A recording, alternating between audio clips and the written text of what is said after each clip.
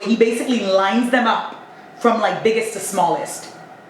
And it's like, what the heck? Like, I mean, these things are massive. Thank you for showing me the world. You know that you are my one and only girl. Got you in my ear saying, don't do me just to your head. What's up, YouTube? It's your girl Jenny here again. As promised on my last introduction video, I would like to start this conversation by talking about how it all started from the beginning. Since, I want to give you guys a good background so that you can understand what took us so long to get to where we decided to do IVF. So, my husband and I got married March 2012. And from the onset, we knew that we didn't want any kids right away. So we took about 3 years, give or take, to just really enjoy each other, get to know each other, have fun, travel, everything in between. So with that in mind, we knew that 2015 was the golden year for us to, start trying to have a baby. Fast forward to 2015, January 2015 is when we started our journey to conceive. And 6 months into that, it was just like, what is happening?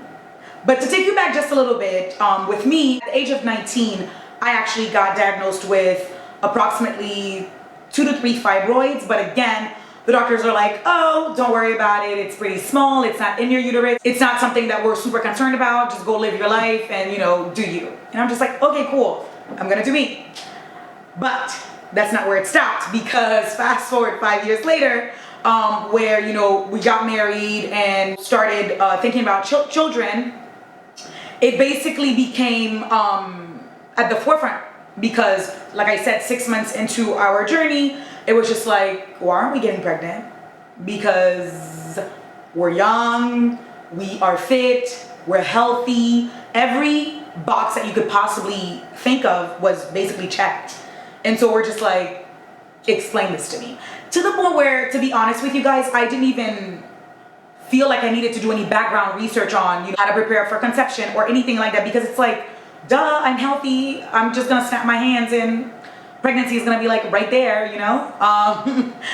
But that's not how it worked out. So 6 months into it, I went to my physician and I was just like, hey, by the way, we've been trying for about 6 months now and nothing's happening. And she's like, I'm concerned. And I'm like, I am too. That's why I'm here. Basically, she was just like, I think we should check your fibroids.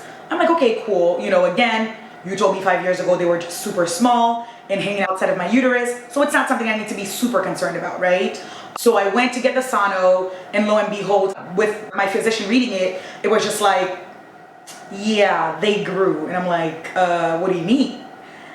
So in the span of 5 years, I think at least one of them had grown like significantly to like a tennis ball size.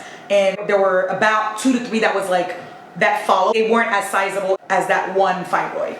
So anyway, we try for another month and of course nothing happens. And she comes back, she's like, you know what, I think it's a good thing that nothing is happening, because if you get to this point where you guys did conceive, the baby and the fibroids are gonna be competing for, space. And I'm just like, I don't want a competition in my belly. So it's like, well, it's either, the fibroids grow and thrive, or your baby grows and thrives. This was the very first time I'd ever heard of anything like this. So she's like, what I'm gonna do for you guys, I'm gonna refer you to a fertility doctor. Mind you, I'm like, what do you mean fertility? Like, explain it. She was just like, yeah, I'm gonna be the doctor that specializes specifically in trying to get you guys pregnant. I'm just like, sign me up. Let's do this. Because at this point, 7 months into it, in the middle of summer 2015, we're like beyond ready, okay? She refers us to the doctor and we go to our first appointment. We have a very long-winded conversation, and he touches on every single thing you can possibly think of. And one of the things that he touched on that was just like, what do you mean? He was just like, oh, we need to also test Paul. I was like, what? Why do we need to test Paul? He's perfectly fine. He's healthy. He's strong. He runs. He does sports. He lifts weights, He's just like, no, actually, the problem doesn't only come from you. Usually we also need to test the male to ensure that, everything is good on their end. And I'm like, what are we testing for? He's like, oh, sperm count. And I'm like, okay. But he's like, with sperm count, there are so many layers to that, from morphology, motility of the sperm, and all of these big, huge words that it's like, what the heck is happening? He was just like, yeah, so we know for a fact that you have fibroids, although they're not massive, but they're there. But we don't know anything about him. So at this time, it's around what, August-ish time frame. Paul does his sperm analysis, and they're still like sending me to do MRIs and sonos just to ensure there aren't any other fibroids that they're missing. Paul's test results came back September time frame, and he calls us and he's just like, as I suspected, Paul has low sperm count. I'd never heard of that term before. I'd never met anybody like that before, you know? And I'm just like, what does that even mean? He's like, well, as of right now, what we're showing is that there is a gland in his frontal lobe that is not communicating properly with his testicles to produce sperm. Therefore, he has low sperm count. I'm just like, okay. And I'm just like, so what about me? He's just like, as of right now, we see about 4 fibroids. You know, it's nothing that we need to worry about. Again, all of them are outside of your uterus, but I would definitely recommend that you take them out. It's a lot to process. It's a lot to deal with, because again, here you go from thinking both of you are super healthy and this news comes in. It doesn't feel good for anybody, especially when a type A person like me who has all the list and all the, you know, everything checked off, and you know, we're ready to do this, but it's like, not so fast, you might want to pause. And I'm just like, okay, what do we do? What's the solution? So for Paul, they recommended this medication called Clomid. Clomid would work to shrink the gland in his frontal lobe that would then allow that gland to communicate with his testicles to produce more sperm. Okay, let's do it. Again, like I said, we're around September time frame, and he's just like, we usually put males on Clomid for about 3 months. So let's see what the 3 months look like, and then we can do another sperm analysis and see if anything has improved. If anyone knows anything about sperm analysis, which I've come to understand, it's basically your partner's sperm, and they do what's called a cleanse. The sperm that he gives them, they don't take that at face value. They basically put it through a machine where the machine cleanses it, and by cleansing it takes out all the unhealthy ones and keeps the active, or those that look healthy, remain, right? So that's the number that counts, not necessarily the original number. We followed that track for 3 months. Meanwhile, we're still in conversation about my fibroid surgery, which is called myomectomy. So we're thick in the middle of fall. We're doing what we're supposed to do, living our lives, working. Just really not letting this consume us, because again, if anybody knows anything about fertility or infertility, it literally consumes your life, because you think about it every single time. Everything that you're doing relates back to it. Every conversation that you might be in with friends, family, whoever, relates back to it. And it really doesn't help, to be honest, to have family members really checking in like, it's been 3 years, it's been 4 years. They're literally counting down for you, when it's like, ma'am, Get out of my uterus, like immediately. You know? So it's kind of tough to deal with. By November time frame, I'm scheduled to have my myomectomy mid-December, and Paul is just like, you know, trekking away with his Clomid. So December rolls around, Paul is done with his Clomid, and here I am ready for my surgery. Morning up, we're ready. We've done multiple MRIs that confirm that you have approximately 4 fibroids, so it should be quick in and out. Let's not worry. So I'm put under. I wake up, and the doctor comes in, and you know, he's talking to me, trying to make sure that I'm like back and understanding what he's saying. He's like, hey, you know, we went in thinking that we're gonna find 4 fibroids. Like I said, we actually took out about 15 fibroids. 15 fibroids. Mind you, I'm still loopy. I'm still pretty high on medication. I'm still like trying to figure my life out, okay? Trying to come back to the real world. And this man says he took out 15 fibroids.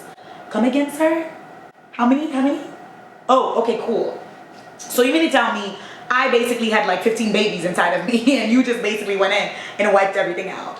He's like, yeah, the reason why I really insisted for you the myomectomy instead of the laparoscopic is because I just knew in my heart of hearts that, you know, there had to be more to the story other than your 4 fibroids. And I'm just like, you didn't share that with me at first. You know, it's like, what does that even look like? And he basically says, yeah, so that's what we're dealing with. And one of the things that I said to him before I went down, I said, I would like for you to take pictures of all 4 fibroids. I might not be able to see them live, but I would like to at least see them, have a picture or something to commemorate the occasion, right? And he's just like, yeah, sure. So he brings those pictures. So he basically lines them up from like biggest to smallest. And it's like, what the heck? Like, I mean, these things are massive. These things are massive. And he's just like, I'm so glad that I just went with my gut and did the myomectomy for you, because I feel like if we went with the laparoscopic, there's a lot of things that we would have missed. Not only because, again, we're trusting the MRI to tell us what we needed to hear, but also because I had to go behind your uterus. That's where I found most of the fibroids. And I'm just like, behind my uterus? Again, who is thinking that fibroids are growing behind their uterus? Not I. Not me, not anyone, okay? So for me, it's just like, well, thank you for going with your guts, number one. And thank you for not freaking me out, because if I knew anything about you lifting my uterus and cleaning it, I don't know if I would have been like, yes, sign me up for this surgery, you know? But I say all this to say, to give you guys background, to let you know how far we've come in our conception journey and what brought us to doing IVF. So I'm really hoping this background helps. And I know a lot of you wonder about, fibroids. If you want me to make a video about fibroids specifically, we can go into that. But ask any questions if you need to, because we're not talking about these things, especially in the Black community. We're not talking about these things. So I want you to feel as free as possible. I want you to feel at ease as possible to ask me these questions, because I know how important these conversations are. Because guess what? When I heard myomectomy, I didn't know what that was. And for me, it took, I didn't want to read blogs or magazines or anything like that to just give me the medical definition of it. I wanted somebody as an example that said, hey, listen, this is what it is, this is what you should expect, and this is what it's gonna be. You know what I mean? So that breakdown is super, super helpful. So I say all this to say, the other part of our conception journey is coming up, and I really hope this first video really helps you understand our journey, and not only that, but the strength that required to go through that, especially when you're being told all these bad news, things that are just like not favorable to you. So I really hope this was helpful to you. Again, if there is anything more specific that you want me to touch on, I am more than willing to do so. If there is any questions that you have, I'm more than willing to answer them, because like I said, I wish I had somebody that I had access to that was going through this to help me out during my own journey. So I'm really hoping to be that for you. So let me know in the comments below if you have any questions, and I will see you in the next YouTube video. Ciao.